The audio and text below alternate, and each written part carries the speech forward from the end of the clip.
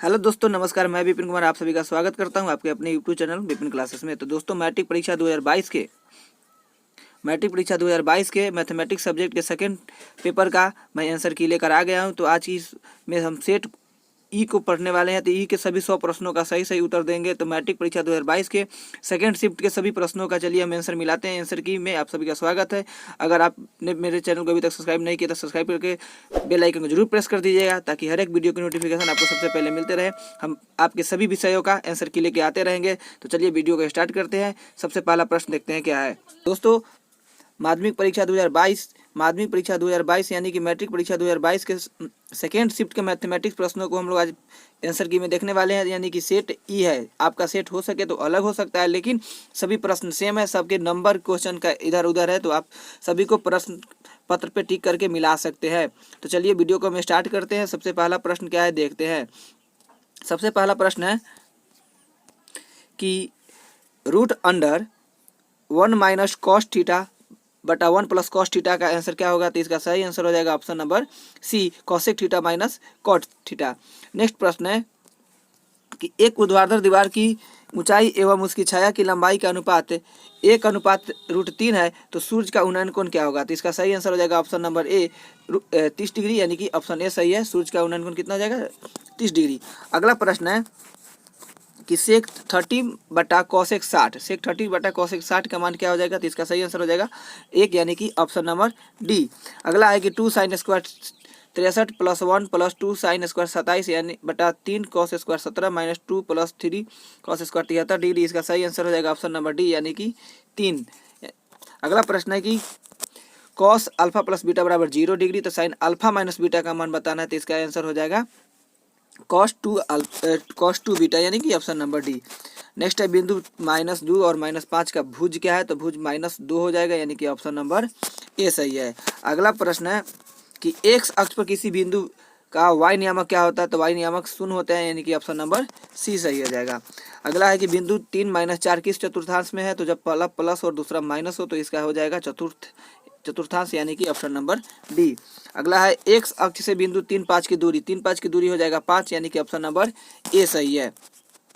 Next प्रश्न है कि मूल बिंदु से एक्स और वाई की दूरी क्या होगी। तो मूल बिंदु से होता है root under x square plus y square, यानी कि ऑप्शन नंबर बी सही हो जाएगा। अगला है भाग एल्गोरिदम से आपको बताना है ए जब इतना है, बी इतना है, आर इतना है, तो क्यू का मान कितना हो जाएगा। तो यह हो जाएगा आपका आंसर 11 का ए, यानी कि 9 हो जाएगा। नेक्स्ट है 12 नंबर की 156 के अभाज्य गुणनखंड में 2 का घातांक कितना है। तो इसका सही आंसर हो जाएगा, यानी कि 2 हो जाएगा। तो ऑप्शन नंबर ए। अगला प्रश्न है कि निम्नलिखित में कौन अपरिमेय संख्या नहीं है, यानी कि परिमेय संख्या है। तो इसका आंसर हो जाएगा ऑप्शन नंबर डी, यानी कि इसको घटाएंगे तो √4 आ जाएगा। √4 का वैल्यू कितना हो जाएगा 2, जो कि एक परिमेय संख्या है। अगला प्रश्न है कि इतना का इतने के रूप में लिखने पर क्या होगा। तो इसका सही आंसर हो जाएगा ऑप्शन नंबर बी 21/2 के पावर 3 गुने 5 के पावर 2। नेक्स्ट प्रश्न है निम्नलिखित में कौन परिमेय संख्या है। तो इसका सही आंसर हो जाएगा ऑप्शन नंबर बी 15 का हो जाएगा। नेक्स्ट प्रश्न है कि निम्नलिखित में किसका दशमलव प्रसार शांत होगा। तो शांत होने के लिए आपका सही हो जाएगा ऑप्शन नंबर ए। अगला प्रश्न है 2 धन पूर्णांकों ए और बी है जिसका मसा इतना है। तो इसका आंसर क्या हो जाएगा, सही आंसर हो जाएगा 17 का ए, यानी कि ऑप्शन नंबर 1। नेक्स्ट प्रश्न है कि निम्नलिखित में कौन सा युग्म सअभाज्य है। तो सअभाज्य आपका हो जाएगा ऑप्शन नंबर बी, यानी कि 18-25। नेक्स्ट प्रश्न है कि निम्नलिखित में कौन सा यौगिक संख्या है। कौन सा यौगिक संख्या। तो इसका सही आंसर हो जाएगा 21, यानी कि ऑप्शन नंबर बी सही है। नेक्स्ट प्रश्न निम्नलिखित में कौन अभाज्य संख्या है। तो अभाज्य संख्या हो जाएगा आपका 31, यानी कि ऑप्शन नंबर डी सही है। अगला प्रश्न है कि किसकी बराबरता सारणी का मान 27 और माध्यिका 33 हो तो बहुलक क्या हो जाएगा। तो इसका सही आंसर हो जाएगा सी, यानी कि 45 हो जाएगा।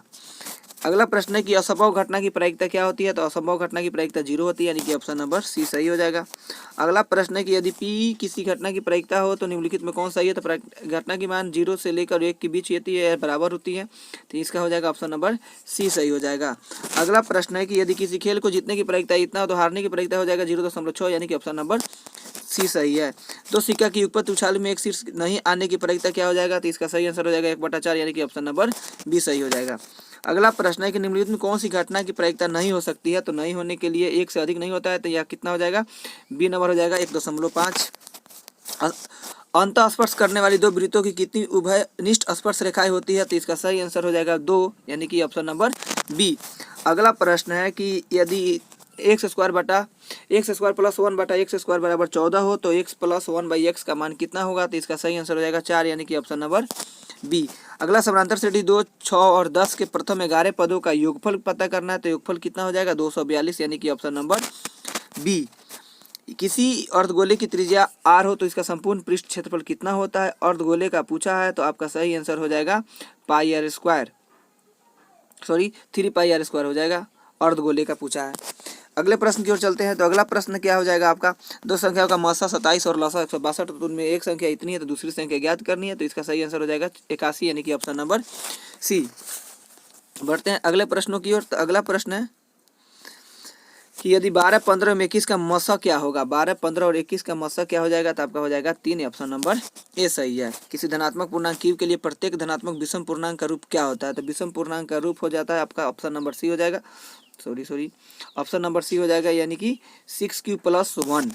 नेक्स्ट प्रश्न है कि यदि प्रत्येक परिमेय संख्या होती है, प्रत्येक परिमेय संख्या क्या होती है? तो इसका हो जाएगा एक वास्तविक संख्या होती है, यानी कि ऑप्शन नंबर डी हो जाएगा। 22/7 क्या है? तो 22/7 p/q के रूप में है, तो यह एक परिमेय संख्या है, यानी कि ऑप्शन नंबर ए सही हो जाएगा। नेक्स्ट है किसी द्विघात बहुपद के शून्यकों की संख्या कितनी है? द्विघात का 2 होता है, यानी कि ऑप्शन नंबर बी हो जाएगा, यानी कि 36 का बी हो जाएगा। नेक्स्ट है कि यदि निम्नलिखित में कौन बहुपद नहीं है? बहुपद नहीं है तो इसके लिए ऑप्शन हो जाएगा आपका सी 1/x-1, यह एक बहुपद नहीं है। अगला है कि यदि px बराबर qx इंटू gx हो तो px का घात इतना, qx का घात इतना हो तो p/qx का घात कितना होगा? तो इसका आंसर हो जाएगा ऑप्शन नंबर बी, यानी कि 4। नेक्स्ट है कि यदि बहुपद px का एक शून्य -2 हो तो निम्नलिखित में कौन px का एक गुणनखंड होगा? तो इसका आंसर हो जाएगा x + 2, यानी कि ऑप्शन नंबर बी। अगले प्रश्न की ओर बढ़ते हैं। यदि बहुपद x² - 4x + 1 के शून्यक अल्फा बीटा हो तो अल्फा प्लस बीटा का मान क्या होता है? तो यह हो जाएगा 1। अल्फा प्लस बीटा का मान c/1 होता है, c/a होता है, यानी 1/1 करेंगे तो आंसर हो जाएगा 1, यानी कि ऑप्शन नंबर बी हो जाएगा। नेक्स्ट है y अक्ष का समीकरण क्या होता है? y अक्ष का समीकरण होता है x = 0, यानी कि ऑप्शन नंबर ए सही है। अगले प्रश्न है कि दो घनों की आयतन का अनुपात 1/27 है, तो इनके कुल क्षेत्रफलों का अनुपात इसको रूट करके निकाल लेंगे तो क्या आ जाएगा? 42 का हो जाएगा आपका 1/8, यानी कि ऑप्शन नंबर बी। अगले प्रश्न के बाद एक गोला जिसकी त्रिज्या 2 आ रहा है तो इसकी आयतन कितनी होगी? तो इसके आयतन की बात कर रहे हैं तो हो जाएगा 32 πr³/3, यानी कि ऑप्शन नंबर ए सही हो जाएगा। अगले प्रश्न की ओर बढ़ते हैं। अगला प्रश्न है यदि 6, 8, 9 x और 13 का माध्य 10 है तो x का मान ज्ञात करना है, तो इसका आंसर हो जाएगा 14, यानी कि ऑप्शन नंबर बी सही हो जाएगा। अगले बार बढ़ते हैं 15, 6, 16 इस तरह की माध्यिका क्या होगी? तो इसको बढ़ते या घटते क्रम में सजा के निकाल सकते हैं, तो इसका आंसर हो जाएगा 16, यानी कि ऑप्शन नंबर ए सही है। अगला प्रश्न है कि 22, 13 इसका बहुलक सर्वाधिक बार आने वाले को बहुलक करते हैं, आप सबको पता भी होगा, तो इसका आंसर हो जाएगा 25, यानी कि ऑप्शन नंबर बी।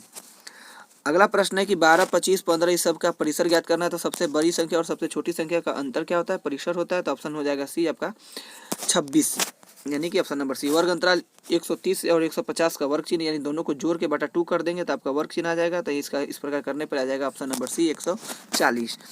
अगला प्रश्न है कि यदि लगातार 4 विषम संख्याओं का माध्य 6 हो तो सबसे बड़ी संख्या क्या हो जाएगी? तो हो जाएगा 9, यानी कि ऑप्शन नंबर बी। नेक्स्ट प्रश्न है निम्नलिखित में कौन केंद्रीय प्रवृत्ति के माप नहीं है? तो इसका आंसर हो जाएगा परिसर, यानी कि ऑप्शन नंबर डी। अगला प्रश्न है कि किसी रैखिक युगपद रैखिक समीकरण निकाय इतना के अनगिनत हल प्राप्त होने के लिए क्या कंडीशन है? तो अनगिनत हल प्राप्त करने के लिए होता है a1/a2 बराबर b1/b2 बराबर c1/c2, यानी कि ऑप्शन नंबर डी आपका सही हो जाएगा। बढ़ते अगले प्रश्नों की ओर। अगला प्रश्न है कि ABC में इस प्रकार दिया हुआ है तो आप थेल्स पर में से निकाल सकते हैं, तो इस तरह 52 का क्या हो जाएगा? 11, तो यानी कि ऑप्शन नंबर सी सही है। नेक्स्ट प्रश्न क्या है? दो समरूप त्रिभुजों का क्षेत्रफल है इतना और इतना, तो इसकी ऊंचाई इतना हो तो इसकी ऊंचाई क्या करनी? तो आप जानते हैं क्षेत्रफलों का अनुपात बटा भुजाओं का यानी कि ऊंचाई का स्क्वायर के बराबर होता है अनुपात में, तो 53 का इस प्रकार हो जाएगा 3.5, यानी कि ऑप्शन नंबर बी हो जाएगा। अगले प्रश्न की ओर बढ़ते हैं। अगला प्रश्न एक समचतुर्भुज के विकर्ण 6 सेंटीमीटर और 8 सेंटीमीटर प्रत्येक भुजा किसके बराबर होगी? तो 54 का हो जाएगा ऑप्शन नंबर सी, यानी कि 5 सेंटीमीटर के बराबर। अगले प्रश्न की ओर बढ़ते हैं। एक विषम त्रिभुज का क्षेत्रफल 4√3 है तो इसका परिमिति क्या होगी? तो इसका आंसर हो जाएगा ऑप्शन नंबर बी, यानी कि 12 सेंटीमीटर हो जाएगी। नेक्स्ट प्रश्न है कि 12 सेंटीमीटर त्रिज्या वाले अर्धवृत्त की कुल परिमिति होगी, तो इसका सही आंसर हो जाएगा ऑप्शन नंबर पाई + 2 × 12, यानी कि ऑप्शन नंबर बी सही हो जाएगा। अगला प्रश्न है 58। एक वृत्ताकार बलय का बाहरी और भीतरी त्रिज्या दिया हुआ तो इसका क्षेत्रफल पूछा है, तो इसका हो जाएगा pi capital R square minus small r square, यानी कि ऑप्शन नंबर सी सही हो जाएगा। नेक्स्ट प्रश्न है कि किसी वृत्त के केंद्र से 8 सेंटीमीटर लंबी जीवा की न्यूनतम दूरी 3 सेंटीमीटर, तो वृत्त का व्यास कितना हो जाएगा? तो आप इसे सॉल्व करेंगे तो आ जाएगा 10 सेंटीमीटर, यानी कि ऑप्शन नंबर सी सही हो जाएगा। नेक्स्ट है दो वृत्तों के क्षेत्रफलों का अनुपात इतना है, तो इसके परिधियों का अनुपात पूछा है, तो ऑप्शन नंबर ए हो जाएगा 3:2, यानी कि ऑप्शन नंबर ए सही है। अगला प्रश्न है कि के किस मान के लिए द्विघात समीकरण इतना के मूल समान होंगे? तो +-4, यानी कि ऑप्शन नंबर बी के बराबर हो जाएंगे। चलिए, यदि x - y = 6 और x² + y = 30 हो, तो आप इसका x - y के होल स्क्वायर करके बना सकते हैं। तो 62 के आंसर हो जाएगा -3, यानी कि ऑप्शन नंबर डी हो जाएगा। द्विघात समीकरण y² + 3y - 18 के मूल होंगे, तो इसके मूल कितने हो जाएंगे? तो आप हो जाएंगे, इसको तोड़ेंगे 18 को, तो 6 और 3 में, तो ये इस प्रकार हो जाएगा -6 और 3, यानी कि ऑप्शन नंबर ए सही हो जाएगा। अगला प्रश्न, द्विघात समीकरण x² + x + 5 के मूलों की प्रकृति क्या होगी? तो इसका हो जाएगा अवास्तविक होगी, यानी कि ऑप्शन नंबर सी हो जाएगा। अगले प्रश्न की ओर बढ़ते हैं। 65 है कि कौन समानांतर श्रेणी में नहीं है? तो जो ऑप्शन डी आपको दिख रहा है यह समानांतर श्रेणी में नहीं है, यानी कि ऑप्शन नंबर डी हो जाएगा। यदि समानांतर श्रेणी का एनवां पद इतना हो तो इसका सार अंतर निकालना है, तो इसका आंसर हो जाएगा ऑप्शन नंबर बी, यानी कि -3। नेक्स्ट प्रश्न है 21, 18 और 15 का कौन सा पद शून्य होगा? तो इसका 8वां पद शून्य हो जाएगा, ऑप्शन नंबर बी सही हो जाएगा। समानांतर श्रेणी 7 √28 63 का चौथा पद क्या होगा? तो इसको निकालने के बाद आपका आ जाएगा ऑप्शन नंबर डी, यानी कि 112 √अंडर। नेक्स्ट है कि ये 2/3 ए और 2 के समानांतर श्रेणी की 3 क्रमागत पद हो, तो ए का मान कितना हो जाएगा? तो इसका हो जाएगा ऑप्शन नंबर बी, यानी कि 4/3 हो जाएगा। अगले प्रश्न की ओर बढ़ते हैं। यदि समानांतर श्रेणी का प्रथम पद ए और सारवंतर डी हो, तो इसका एन पदों का योगफल यानी एन का फॉर्मूला पूछा, तो आप सभी को पता है n/2 2a + n - 1 × d, यानी कि ऑप्शन नंबर सी सही हो जाएगा। अगले प्रश्न की ओर बढ़ते हैं। यदि बहुपद इतना के शून्य अल्फा बीटा गामा हो, तो alpha × beta + beta gamma × alpha gamma का मान क्या हो जाएगा? तो ये ऑप्शन नंबर हो जाएगा आपका 11/6, सॉरी, इसका हो जाएगा 71 का आपका हो जाएगा -1/2, यानी कि ऑप्शन नंबर सी सही हो जाएगा। बढ़ते अगले प्रश्नों की ओर। यदि बहुपद x² - 3 × x + 1 - 5 के शून्य अल्फा बीटा हो, तो alpha + 1 × alpha + beta alpha + 1 × beta + 1 का मान क्या होगा? तो इसका हो जाएगा -4, यानी कि ऑप्शन नंबर सी सही हो जाएगा। नेक्स्ट है कि यदि बहुपद इतने के शून्य के दूसरे व्युत्क्रम हो, तो q का क्या मान होगा? तो इसका हो जाएगा -1, यानी कि ऑप्शन नंबर ए। नेक्स्ट प्रश्न, निम्नलिखित में कौन एक द्विघात बहुपद है जिनके शून्य -2 और 6 है? तो इसका हो जाएगा x² - 4 x + x² - 4x - 12, यानी कि ऑप्शन नंबर ए सही हो जाएगा। नेक्स्ट प्रश्न है कि रैखिक समीकरण युग्म इतने के कितने हल होंगे? तो इसका सही आंसर हो जाएगा, इसका कोई हल नहीं हो जाएगा, तो यानी कि ऑप्शन नंबर कितना हो जाएगा? बी हो जाएगा, कोई हल नहीं। बढ़ते अगले प्रश्नों की ओर 76 की ओर। तो अगला है कि के किस मान के लिए इसका एक अद्वितीय हल होगा? तो इसका हो जाएगा ऑप्शन नंबर के ≠ 6, यानी कि ऑप्शन नंबर बी हो जाएगा। अगले प्रश्न की ओर बढ़ते 77 की ओर। तो अगला दो रैखिक समीकरणों के लेखा चित्र यदि समानांतर रेखाएं हो, तो इसकी हलों की संख्या कोई हल नहीं होता समानांतर में, तो इनमें से क्या हो जाएगा? कोई नहीं, यानी कि ऑप्शन नंबर डी हो जाएगा। बढ़ते अगले प्रश्नों की ओर। 78 है कि y - 4 = 0 है, तो इसका आलेख कैसी सरल रेखा होगी? तो इसका हो जाएगा ऑप्शन नंबर ए, x के समानांतर रेखा होगी, यानी कि ऑप्शन नंबर ए सही है। यदि 2x + 3y = 11 और 2x - 4y = -24 हो, तो x और y का वैल्यू ज्ञात करना है। आप इसमें रख के भी निकाल सकते हैं, तो 79 का सही हो जाएगा ऑप्शन नंबर डी, x = -2 और y = 5, यानी कि ऑप्शन नंबर डी सही है। नेक्स्ट प्रश्न है 80 की कौन द्विघात समीकरण नहीं है? तो इसका सही आंसर हो जाएगा ये वाला, यानी कि ऑप्शन नंबर सी हो जाएगा। इसका सही आंसर यह द्विघात समीकरण नहीं है, कट हो जाएगा। तो 1000 चक्कर लगाने के लिए 88 किलोमीटर तय करना है। 1000 चक्कर लगाने में एक पहिया 88 किलोमीटर तय करता है, तो पहिए का व्यास निकालना है, तो यानी कि 21 का हो जाएगा 28 मीटर, यानी कि ऑप्शन नंबर सी सही है। cos 90 - थीटा आप सभी को पता होगा कि इसका क्या होता है? sin थीटा होता है, यानी कि ऑप्शन नंबर बी हो जाएगा। थीटा 45 डिग्री है, तो cos² थीटा - sin² कट के क्या हो जाएगा? 0 हो जाएगा, यानी कि ऑप्शन नंबर सी सही है। बढ़ते अगले प्रश्नों की ओर। निम्नलिखित में किसका मान √2 के बराबर है? तो इसका सही आंसर हो जाएगा cos 45 डिग्री, यानी कि ऑप्शन नंबर डी। cos 32 100 और cos 58, जब cos में मान बढ़ते हैं तो क्या होता है? आपका घटते घटते चला जाता है, तो यानी कि इसमें हो जाएगा x > y हो जाएगा, यानी कि 85 का हो जाएगा ऑप्शन नंबर ए हो जाएगा। अगले प्रश्नों की ओर बढ़ते हैं 86 की ओर। तो 86 है थीटा = 45, तो tan² थीटा + 1 - sin² थीटा का मान क्या हो जाएगा? तो इसका हो जाएगा 3, यानी कि ऑप्शन नंबर सी सही है। 86 अगला बात 87 प्रश्न है कि यदि साइन 45 डिग्री बराबर पी हो तो साइन 48 डिग्री का मान बताइए। इसमें थोड़ा सा भी कन्फ्यूजन है, हम इसे बाद में बता सकते हैं। बढ़ते अगले प्रश्न को, आप कमेंट करके बता सकते हैं उसका आंसर क्या होगा। यदि tan थीटा बराबर 12/5 हो तो साइन थीटा का मान क्या हो जाएगा, तो इसका आंसर हो जाएगा 12/13। तो 88 का ऑप्शन बी सही है।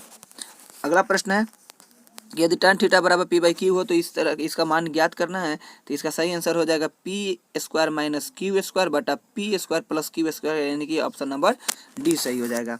अगला प्रश्न है 1 + cot² theta into 1 minus cos² theta का मान क्या हो जाएगा। तो इसका सही आंसर हो जाएगा 1, यानी कि ऑप्शन नंबर डी सही है। बढ़ते हैं अगले प्रश्नों की ओर। अगला प्रश्न है 91 कि 91 में है कि बिंदु इतना और इतना के मिलाने वाले रेखाखंड के मध्य बिंदु का निर्देशांक। तो आप जानते हैं x1 + x2/2 करके निकाल सकते हैं। तो इसका आंसर हो जाएगा 0, 0। क्या हो जाएगा, 0, 0 हो जाएगा, यानी कि ऑप्शन नंबर बी सही है। अगला प्रश्न है कि किसी त्रिभुज का केंद्र कितना और शीर्ष 2 इतना है, तो तीसरा शीर्ष आपको निकालना है। तो इसका सही आंसर हो जाएगा 6 और 1, यानी कि ऑप्शन नंबर सी सही हो जाएगा 92 का। 93 है कि यदि त्रिभुज के शीर्षों के निर्देशांक कितना है तो त्रिभुज का क्षेत्रफल ज्ञात करना है। क्षेत्रफल का फॉर्मूला आपको सबको पता होगा, उससे निकालने के बाद आकर आपका 2, यानी कि ऑप्शन नंबर सी सही हो जाएगा। बिंदु इतना और इतना के बीच की दूरी निकालना है, तो दूरी सूत्र से आप इसे ज्ञात कर सकते हैं। तो 4√2 हो जाएगा, यानी कि ऑप्शन नंबर बी सही हो जाएगा। दो बिंदुओं इतना और इतना को मिलाने वाले रेखाखंड को एम, यानी कि विभाजन फार्मूला क्या लिखना होगा, तो m × x2 + n × x1 आप सभी को पता भी होगा। तो इसका सही आंसर क्या हो जाएगा, ऑप्शन नंबर ए हो जाएगा, यानी कि 95 का ए हो जाएगा। यदि किसी शंकु के वक्र पृष्ठ का क्षेत्रफल 880 सेंटीमीटर और त्रिज्या 14 है तो उसका ऊंचाई ज्ञात करना है। तो 96 का हो जाएगा 20 सेंटीमीटर, यानी कि ऑप्शन 20 बी हो जाएगा 20 सेंटीमीटर। और 97 नंबर है कि समान ऊंचाई वाले दो बेलनों के आयतनों का अनुपात दिया हुआ है, तो इसके पृष्ठ क्षेत्रफलों का अनुपात ज्ञात करना है। तो इसका सही आंसर हो जाएगा 9:16, यानी कि ऑप्शन नंबर ए सही है। अगला है शंकु की पूर्ण सतह का क्षेत्रफल 18 मीटर स्क्वायर, तो इसकी त्रिज्या ऊंचाई और शंकु के आधार की त्रिज्या की दूनी है। तो इसका क्षेत्रफल ज्ञात करना है। तो 98 का हो जाएगा 6 मीटर स्क्वायर, यानी कि ऑप्शन नंबर ए सही हो जाएगा। अगला प्रश्न 99 नंबर, दो गोलों के आयतनों का अनुपात इतना दिया हुआ, तो इसका क्षेत्रफलों का अनुपात ज्ञात करना है। तो इसका सही आंसर हो जाएगा 4:9, यानी कि ऑप्शन नंबर डी सही है। अगला और अंतिम प्रश्न है कि किसी गोले का संपूर्ण पृष्ठ क्षेत्रफल दिया हुआ है, तो इसका व्यास ज्ञात करना है। तो यह हो जाएगा आपका 14 सेंटीमीटर। त्रिज्या पूछता तो 7 और व्यास पूछा है तो 14 सेंटीमीटर। दोस्तों, तो इस प्रकार हम आज मैट्रिक परीक्षा के, यानी मैट्रिक परीक्षा के मैथ के सेकेंड सीटिंग वाले सभी प्रश्नों को हम लोगों ने देखने का प्रयास किया है, जो कि सेट ई से था। आपके भी प्रश्नों का सेट अलग अलग हो सकता है, सभी प्रश्न सेम है। सब में क्वेश्चन का नंबर जो आपके 1 में होगा, किसी में 2 में होगा, अलग अलग हो सकता है। तो आप प्रश्न पत्र पे टिक आउट कर मिलान कर सकते हैं वीडियो को रोक रोक के। तो इसी प्रकार अगर सभी विषयों का सही और सटीक आंसर की चाहते हैं तो आप मेरे चैनल को सब्सक्राइब कर ले, अभी सभी दोस्तों के पास शेयर कर दें। आपके कितने मार्क्स आ रहे हैं 50 में, आप इसे जरूर कमेंट करके बताइएगा। वीडियो कैसा लगा ये भी आप कमेंट में जरूर लिखिएगा। फिर मिलेंगे नेक्स्ट वीडियो में, तब तक के लिए आप सभी को all the best. Thank you so much, take care, bye bye.